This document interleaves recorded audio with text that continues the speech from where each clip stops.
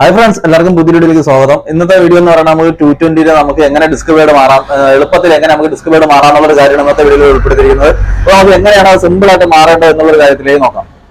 നമുക്ക് ഇതിന്റെ നിമ്പിൾ ഒന്ന് ലൂസ് ചെയ്യണം. ഇതിന്റെ നിമ്പിൾ ഒന്ന് ലൂസ് ചെയ്തതിനു ശേഷം നമുക്ക് സ്ക്രൂ ഡ്രൈവർ ഈ പിസ്റ്റണിനുള്ളിലേക്ക് കയറ്റി സിമ്പിളായിട്ട് നമുക്ക് പ്രസ് ചെയ്ത് കൊടുക്കുക. അപ്പൊ നമുക്ക് ഈ ഒരു സൈഡിലേക്ക് ഒരു ഗ്യാപ്പ് വരുന്ന കാണാൻ പറ്റും. ഈ ഒരു ഗ്യാപ്പ് വന്നതിന് ശേഷം ഈ രണ്ട് ലോക്ക് ഇളക്കുക. ഈ രണ്ട് ലോക്ക് ഇളക്കി ഒന്ന് മാറ്റണം.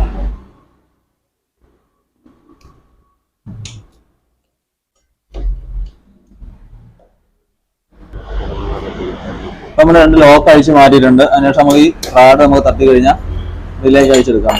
ഇപ്പൊ രണ്ട് പാഡ് ഇപ്പൊ കളഞ്ഞിട്ടുണ്ട്. ഇതാണ് ഡിസ്ക് അവസ്ഥ. ഇതാണ് ഡിസ്ക് വേഡ്.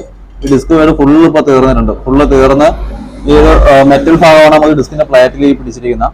അപ്പൊ ഇങ്ങനെ പിടിച്ചു കഴിഞ്ഞാൽ ബ്രാക്കിംഗ് പെർഫോമൻസ് വളരെയധികം കുറയാനുള്ള ചാൻസ് വളരെയധികം കൂടുതലാണ്. നമുക്ക് ഇതിന്റെ പുതിയ പാഡൊന്ന് മാറാം. ഇത് നമ്മുടെ പുതിയ ഡിസ്ക് പാഡാണ്. അപ്പോൾ ഈ പുതിയ ഡിസ്ക് പാഡ് നമുക്ക് മാറാനായിട്ട് ഇവിടെ രണ്ട് സൈഡിൽ ലോക്ക് വരുന്നുണ്ട്. പാഡിന്റെ രണ്ട് സൈഡിൽ ലോക്ക് വരുന്നുണ്ട്. ഈ ലോക്ക് നമുക്ക് ഇതിനിടയിൽ വെച്ച് ലോക്ക് ചെയ്യണം. അതിൻ്റെ ഒരു ചെറിയ സ്റ്റെപ്പ് വരുന്നുണ്ട്. നമുക്ക് ഇതിനിടയിലേക്ക് കയറ്റി കൊടുക്കാം.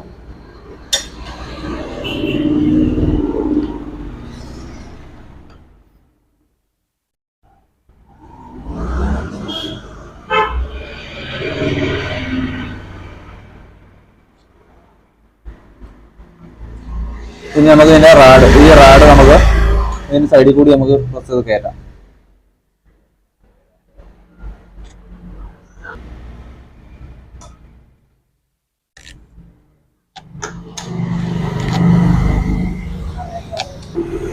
ഇപ്പൊ നമ്മളങ്ങനെ റാഡ് ഇതിലേക്ക് കയറ്റി എടുക്കുന്നുണ്ട്. ഇനി നമുക്ക് ലോക്ക് ഇടാം.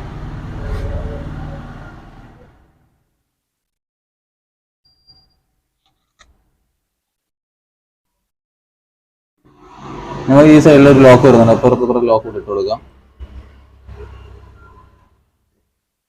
നമുക്ക് നമ്മളെ ഈ ഒരു എയർ എടുക്കുന്ന ഈ നിമ്പിൾ ഒന്ന് നമുക്ക് ടൈറ്റ് ചെയ്ത് കൊടുക്കണം.